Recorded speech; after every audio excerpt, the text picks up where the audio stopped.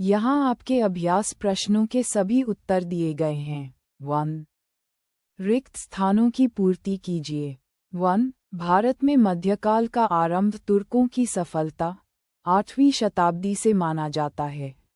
Note: पाठ के अनुसार तुर्कों को राज्य स्थापना में सफलता मिलने से मध्यकाल का आरंभ हुआ।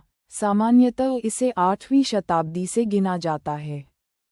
2. चोल राज्य के व्यापारिक संबंध चीन और दक्षिण पूर्व एशियाई देशों से थे। 3. कुतुबनुमा कंपास का आविष्कार चीन में हुआ था। 2. निम्नलिखित की सही जोड़ियां बनाइए। यहाँ सही मिलान करके सीधे उत्तर दिए गए हैं। 1. उत्तर मध्यकाल 13वीं से 18वीं शताब्दी। 2. चोल राज्य राजेंद्र प्रथम। 3. बारूद का आविष्कार चीन। 4. सर्फ वंशानुगत दास। 3. लघु उत्तरीय प्रश्न। तारांकन 1. भारतीय इतिहास के मध्यकाल को कितने भागों में विभाजित किया गया है? उनके नाम और काल लिखिए। तारांकन। उत्तर: भारतीय इतिहास के मध्यकाल को मुख्य रूप से 2 भागों में विभाजित किया गया है। 1. पूर्व मध्यकाल, यह 8वीं शताब्दी से 12वीं शताब्दी तक माना जाता है। 2. उत्तर मध्यकाल, ये 13वीं शताब्दी से 18वीं शताब्दी तक माना जाता है। तारांकन 2. मध्यकाल के साहित्यिक स्रोतों के नाम बताइए। तारांकन। उत्तर: मध्यकाल के मुख्य साहित्यिक स्रोत निम्नलिखित हैं। दरबारी इतिहास और जीवनियाँ, जैसे पृथ्वीराज अरासो, चंदबरदाई, राजतरंगिणी, कल्हण, बाबरनामा और अकबरनामा। विदेशी यात्रियों के विवरण, जैसे अल बरूनी, इब्न बतूता और मार्को पोलो के यात्रा वृत्तांत। धार्मिक साहित्य, भक्ति और सूफी संतों की रचनाएं। तारांकन 3. यूरोप के मध्यकाल में सामंतों की जीवन शैली कैसी थी? तारांकन।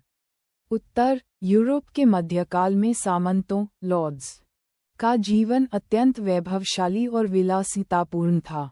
वे बड़े बड़े सुरक्षित किलों कासल्स में रहते थे। उनके पास अपनी निजी सेना होती थी और वे किसानों तथा सर्फ वंशानुगत दासों का शोषण कर वसूलते थे। तारांकन 4.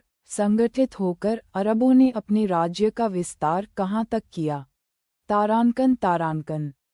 उत्तर: संगठित होकर अरबों ने अपने राज्य का विस्तार पश्चिम में उत्तरी अफ्रीका और स्पेन तक तथा पूर्व में भारत की सीमाओं सिंध और मध्य एशिया तक किया। 4. दीर्घ उत्तरीय प्रश्न। तारांकन 1. मध्यकालीन सभ्यता के विकास में अरब व्यापारियों के योगदान का वर्णन कीजिए। तारांकन।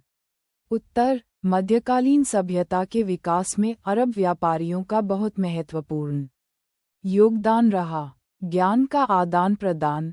अरब व्यापारियों ने पूर्व, विशेषकर भारत और चीन, के ज्ञान विज्ञान, गणित जैसे शून्य और दशमलव प्रणाली, दर्शन और तकनीकी को पश्चिम यूरोप के देशों तक पहुंचाया। व्यापारिक मार्ग, उन्होंने रेशम मार्ग, सिल्क रूट और समुद्री मार्गों पर नियंत्रण कर एशिया, अफ्रीका और यूरोप के बीच व्यापार को बढ़ावा दिया। सांस्कृतिक समन्वय, व्यापार के माध्यम से विभिन्न सभ्यताओं के लोग एक दूसरे के संपर्क में आए, जिससे नई कला, भाषा और विचारों का विकास हुआ। AI can make mistakes, so double check responses.